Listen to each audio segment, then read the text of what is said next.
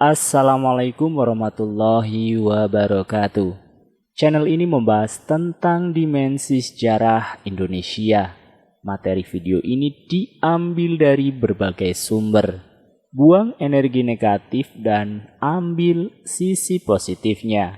Selamat menyaksikan. Pengislaman Nusantara dan runtuhnya Majapahit bagian yang ketiga. Kubu Abangan.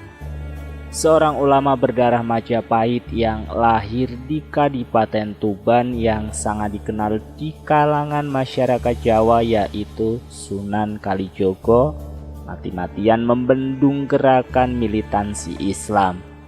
Beliau seringkali mengingatkan bahwasanya membangun akhlak lebih penting daripada mendirikan sebuah negara Islam. Sunan Kalijogo adalah putra Adipati Tuban Arya Teja. Adipati Arya Teja adalah keturunan Senopati Agung Majapahit masa lampau. Adipati Arya Ranggalawe yang berhasil memimpin pasukan Majapahit mengalahkan pasukan Tiongkok Mongolia yang hendak menguasai Jawa. Adipati Arya Ranggalawe adalah salah satu tangan kanan Raden Wijaya, pendiri kerajaan Majapahit. Adipati Arya Teja berhasil diislamkan oleh Sunan Ampel. Bahkan kakak kandung beliau dinikahi Sunan Ampel. Dari pernikahan Sunan Ampel dengan kakak kandung Adipati Arya Teja, lahirlah Sunan Bonang, Sunan Derajat, Sunan Lamongan, dan 5 putri yang lain. Seperti yang telah saya ceritakan pada bagian yang pertama. Para pengikut Sunan Giri yang tidak sepaham dengan para pengikut Sunan Kalijogo sering terlibat konflik-konflik terselubung. Di pihak Sunan Giri banyak ulama yang bergabung seperti Sunan Derajat, Sunan Lamongan, Sunan Majagung, atau yang sekarang dikenal dengan nama Sunan Bejagung, Sunan Ngundung, dan putranya Sunan Kudus, dan lain-lain. Di pihak Sunan Kalijogo ada Sunan Muria yang sekarang dikenal dengan nama Sunan Muria, Syekh Jangkung, Syekh Siti Jenar, dan lain-lain. Khusus mengenai Syekh Siti Jenar atau juga disebut Sunan Kajenar, beliau adalah ulama murni yang menekuni spiritualitas. Beliau sangat-sangat tidak menyetujui gerakan kaum putih yang merencanakan berdirinya negara Islam Jawa. Pertikaian ini mencapai puncaknya ketika Syekh Siti Jenar menyatakan keluar dari Dewan Wali Songo. Syekh Siti Jenar menyatakan terpisah dari Majelis Ulama Jawa itu. Beliau tidak mengakui lagi Sunan Ampel sebagai seorang mufti. Di daerah Cirebon, Syekh Siti Jenar banyak memiliki pengikut. Manakala menjelang awal tahun 1478, Sunan Ampel wafat dan kedudukan mufti digantikan oleh Sunan Giri. Keberadaan Syekh Siti Jenar dianggap sangat membahayakan Islam. Semua dinamika ini terus diamati oleh intelijen Majapahit. Gerakan-gerakan militansi Islam mulai merebak di pesisir utara Jawa, mulai Gresik, Tuban, Demak, Cirebon, dan Banten. Para pejabat daerah telah mengirimkan laporan kepada Prabu Brawijaya, tapi Prabu Brawijaya tetap yakin semua masih di bawah kontrol beliau. Keturunan Dipengging. Pernikahan Dewi Anarawati dengan Prabu Brawijaya semakin dikukuhkan dengan diangkatnya Putri Campa ini sebagai permaisuri. Keputusan yang sangat luar biasa ini menuai protes. Kesuksesan besar bagi Dewi Anarawati membuat para pejabat Majapahit resah. Bisa dilihat jelas di sini, bila kelak Prabu Brawijaya wafat, maka yang akan menggantikannya sudah pasti putra dari seorang permaisuri. Dan sang permaisuri beragama Islam. Dapat dipastikan Majapahit akan berubah menjadi negara Islam. Dari luar istana, Sunan Giri menyusun strategi memperkuat barisan militansi Islam. Dari dalam istana, Dewi Anarawati mempersiapkan rencana yang brilian. Jika Sunan Giri gagal merebut Majapahit dengan cara pemberontakan dari dalam istana, Majapahit sudah pasti bisa dikuasai oleh Dewi Anarawati. Bila rencana pertama gagal, rencana kedua masih bisa berjalan. Tapi ternyata apa yang diharapkan Dewi Anarawati menuai hambatan. Dari hasil perkawinannya dengan Prabu Brawijaya, lahirlah 3 orang anak. Yang sulung seorang putri dinikahkan dengan Adipati Handayaningrat IV, penguasa Kadipaten Pengging sekitar daerah Solo, Jawa Tengah sekarang. Putra kedua bernama Raden Lembu Peteng, berkuasa di Madura. Dan yang ketiga Raden Gugur, masih kecil dan tinggal di istana. Kelak Raden Gugur inilah yang terkenal dengan julukan Sunan Lawu. Dipercaya sebagai penguasa mistik Gunung Lawu yang terletak di daerah Magetan hingga sekarang. Hambatan yang dituai Dewi Anarawati adalah putri sulungnya tidak tertarik memeluk Islam. Begitu juga dengan Raden Gugur. Hanya Raden Lembu Peteng yang mau memeluk Islam. Dari pernikahan putri sulung Dewi Anarawati dengan Adipati Handayaningrat IV, lahirlah 2 orang putra, Kebo Kanigoro dan Kebo Kenongo. Keduanya juga tidak tertarik memeluk Islam. Si sulung bahkan pergi meninggalkan kemewahan kadipaten dan menjadi seorang pertapa di Gunung Merapi, di daerah Yogyakarta sekarang ini. Sampai sekarang petilasan bekas pertapaan beliau masih ada dan berubah menjadi sebuah makam yang seringkali diziarahi. Otomatis yang kelak menggantikan Adipati Handayaningrat IV sebagai Adipati Pengging, bahkan juga jika Prabu Brawijaya mangkat, tak lain adalah adik Kebo Kanigoro, yaitu Kebo Kenongo. Kelak dia akan mendapat limpahan tahta Pengging maupun Majapahit. Inilah pewaris sah tahta Majapahit. Kebo Kenongo lantas dikenal dengan nama Ki Ageng Pengging. Ki Ageng Pengging sangat akrab dengan Syekh Siti Jenar. Keduanya yang satu beragama Siva Buddha dan yang satu beragama Islam. Sama-sama tertarik mendalami spiritual murni. Mereka berdua seringkali berdiskusi tentang kebenaran sejati, dan hasilnya tidak ada perbedaan di antara Siva Buddha dan Islam. Namun kedekatan mereka ini disalahartikan oleh ulama-ulama radikal yang masih melihat kulit, masih melihat perbedaan. Syekh Siti Jenar dituduh mendekati Ki Ageng Pengging untuk mencari dukungan kekuatan. Dan konyolnya Ki Ageng Pengging dikatakan sebagai murid Syekh Siti Jenar yang hendak melakukan pemberontakan ke Demak Bintoro.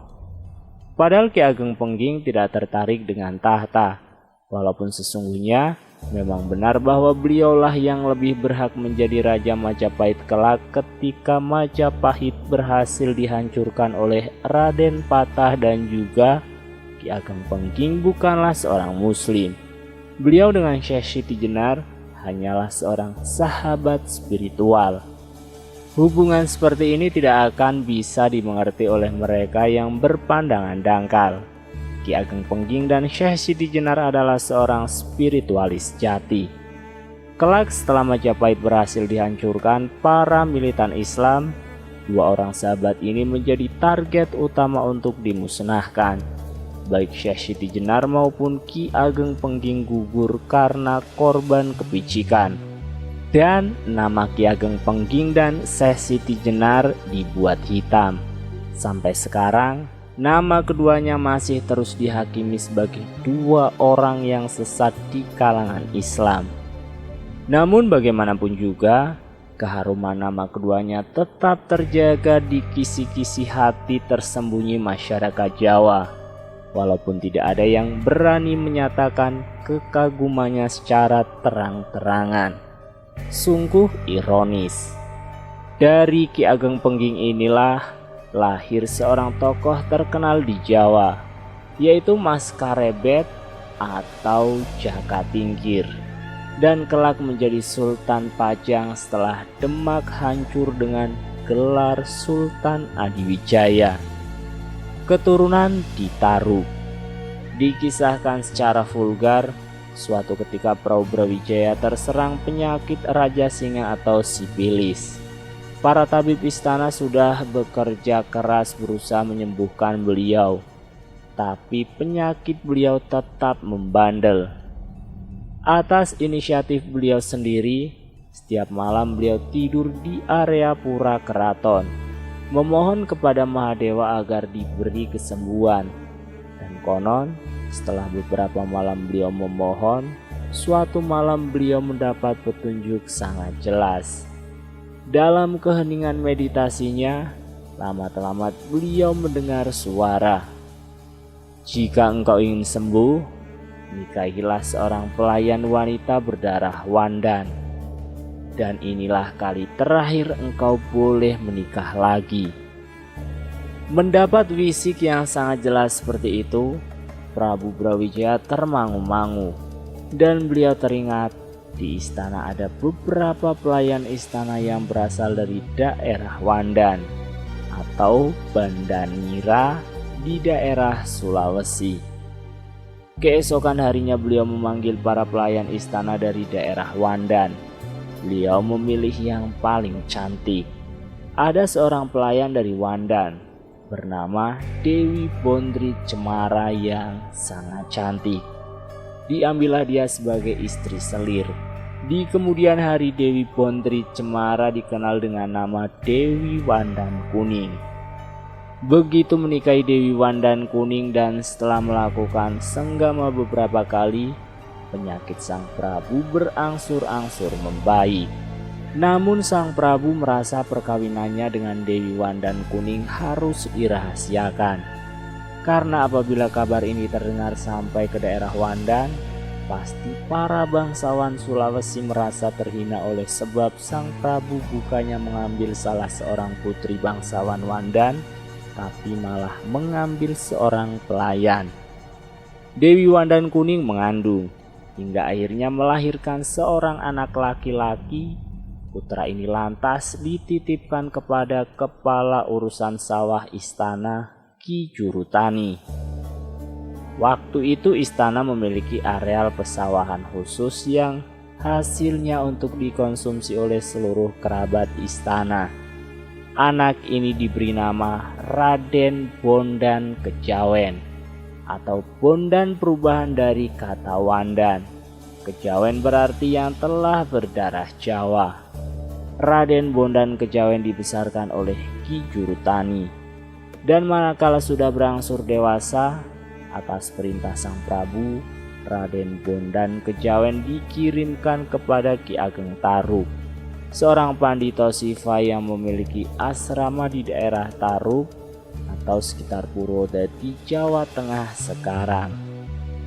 Jika Anda pernah mendengar legenda Jaka Tarub dan Dewi Nawang Wulan, maka inilah dia, Jaka Tarub yang konon mencuri selendang bidadari Dewi Nawang Wulan dan lantas ditinggal oleh sang bidadari setelah sekian lama menjadi istri beliau karena ketahuan bahwa yang menyembunyikan selendang itu adalah Jaka Tarub sendiri.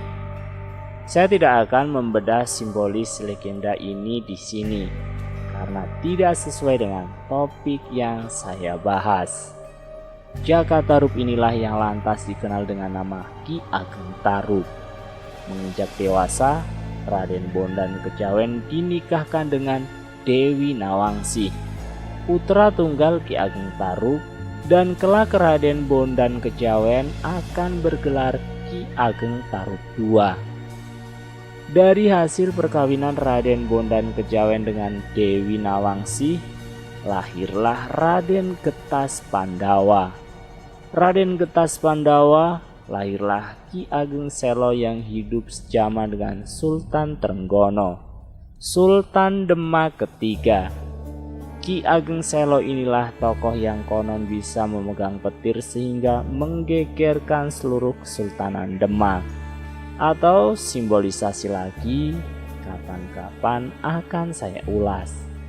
Sampai sekarang nama Ki Ageng Selo terkenal di tengah masyarakat Jawa. Ki Ageng Selo inilah keturunan Tarub yang mulai beralih memeluk Islam. Beliau berguru kepada Sunan Kalijogo. Perpindahan agama ini berjalan dengan damai. Nama Islam beliau adalah Ki Ageng Abdurrahman. Dari Ki Ageng Selo lahirlah Ki Ageng Mangeniselo. Dari Ki Ageng Mangeniselo lahirlah Ki Ageng Pamanahan. Dan Ki Ageng Pamanahan lahirlah Panembahan Senopati ing Ngalogo, tokoh terkenal pendiri dinasti Mataram Islam di kemudian hari. Panembahan Senopati ing Ngalogo Mataram inilah leluhur para Sultan Kasultanan Yogyakarta, para Sunan Kasunanan Surakarta Solo, Paku Alaman dan Mangkunegaran sekarang. Pengislaman keturunan Raden Bondan Kejawen berlangsung dengan damai. Selanjutnya Raden Patah. Ingat putri China Tan Engkian yang dinikahi Adipati Arya Damar di Palembang? Dari hasil pernikahan dengan Prabu Brawijaya, Tan Engkiang memiliki seorang putra bernama Tan Enghuat, dikenal juga dengan nama muslim Raden Hasan. Dari perkawinan Tan Engkian dengan Arya Damar sendiri, lahirlah seorang putra bernama Kinsan yang dikenal dengan nama muslim Raden Husein. Sejak kecil, Raden Hasan dan Raden Husein dididik secara Islam oleh ayahnya Arya Damar. Menjelang dewasa, Raden Hasan memohon izin kepada ibunya untuk pergi ke Jawa. Dia berkeinginan untuk bertemu dengan ayah kandungnya, yakni Prabu Brawijaya. Tan Engkian tidak bisa menghalangi keinginan putranya. Dari Palembang, Raden Hasan bertolak ke Jawa. Sampailah ia di pelabuhan Gresik yang ramai. Melihat keadaan Gresik yang hiruk pikuk, Raden Hasan kagum. Dia bisa membayangkan bagaimana besarnya kekuasaan Majapahit. Menilik Gresik banyak orang muslim, Raden Hasan pun tertarik.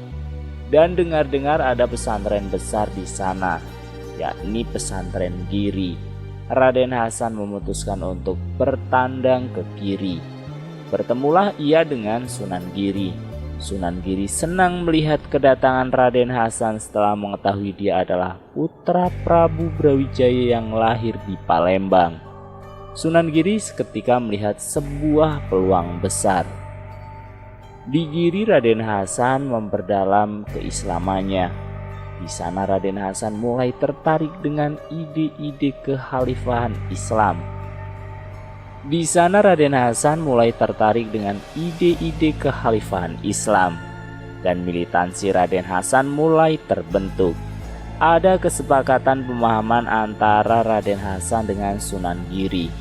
Dari Sunan Giri, Raden Hasan memperoleh ide untuk meminta daerah otonom khusus kepada ayahnya Prabu Brawijaya. Bila disetujui, hendaknya Raden Patah memilih daerah di pesisir Jawa bagian tengah. Jika itu terwujud, keberadaan daerah otonom di daerah pesisir utara Jawa bagian tengah akan menjadi penghubung pergerakan militan Islam dari Jawa Timur dan Jawa Barat di Cirebon. Cirebon kini tumbuh pesat sebagai pusat kegiatan Islam di bawah pimpinan Pangeran Cakrabuana, putra kandung Prabu Siliwangi, Raja Pajajaran. Sunan Gunung Jati atau Syarif Hidayatullah belum datang dari Mesir ke Cirebon. Ia datang pada tahun 1475 Masehi. Pada bagian selanjutnya akan saya ceritakan. Setelah dirasa cukup, Raden Hasan melanjutkan perjalanan ke pesantren Ampel dengan diiringi beberapa santri Sunan Giri. Di sana dia disambut sukacita oleh Sunan Ampel. Di sana dia diberi nama baru oleh Sunan Ampel, yaitu Raden Abdul Fattah yang lantas dikenal masyarakat Jawa dengan nama Raden Patah. Selesai bertandang di Ampel, Raden Hasan yang kini dikenal dengan nama Raden Patah melanjutkan perjalanan ke ibu kota negara di Majapahit. Dia yang semula hanya berniat untuk bertemu dengan ayahnya, sekarang dia telah membawa misi tertentu. Betapa sukacita Prabu Brawijaya mendapati putra kandungnya telah tumbuh dewasa. Dan manakala Raden Patah memohon anugerah untuk diberikan daerah otonom, Prabu Brawijaya mengabulkannya.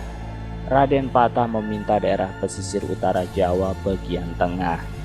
Ia memilih daerah yang dikenal dengan nama Glagahwangi. Prabu Brawijaya menyetujui permintaan Raden Patah. Ia mendanai segala keperluan untuk membangun daerah baru. Raden Patah dengan disokong tenaga dan dana dari Majapahit berangkat ke Jawa Tengah. Di daerah pesisir utara, di daerah yang dipenuhi tumbuhan pohon gelagah, dia membentuk pusat pemerintahan Kadipaten baru. Begitu pusat kadipaten dibentuk, dinamailah tempat itu Demak Bintoro. Dan Raden Patah dikukuhkan oleh Sang Prabu Brawijaya sebagai penguasa wilayah otonom Islam baru di sana. Demak Bintoro berkembang pesat. Selain menjadi pusat kegiatan politik, Demak Bintoro juga menjadi pusat kegiatan keagamaan. Demak Bintoro menjadi jembatan penghubung antara barat dan timur pesisir utara Jawa. Di pesisir utara Jawa, gerakan-gerakan militan Islam mulai menguat. Sayang, fenomena itu lenyap dipandang sepele oleh Prabu Brawijaya. Beliau tetap yakin dominasi Majapahit masih mampu mengontrol semuanya. Padahal para pejabat daerah yang dekat dengan pesisir utara sudah melaporkan adanya kegiatan-kegiatan yang mencurigakan. Pasukan Telik Sandinya telah memberikan laporan misterius tentang adanya kegiatan yang patut dicurigai akan mengancam kedaulatan Majapahit. Tak lama berselang, Raden Husein putra Tan Engkian dengan Arya Damar menyusul ke Majapahit. Dia mengabdikan diri sebagai tentara di Majapahit. Raden Husein tidak terpengaruh ide-ide pendirian kekhalifahan Islam. Dia diangkat sebagai adipati di daerah Terung atau yang sekarang bernama Sidoarjo dengan gelar Adipati Pecatondo. Kebaikan Prabu Brawijaya sangat besar sebenarnya, tapi kebaikan yang tidak disertai kebijaksanaan bukanlah kebaikan. Dan hal ini pasti akan menuai masalah di kemudian hari. Bibit-bibit itu mulai muncul, tinggal menunggu waktu untuk pecah ke permukaan. Dan Prabu Brawijaya tidak akan pernah menyangkanya. Sekian, salam rahayu. Wassalamualaikum warahmatullahi wabarakatuh.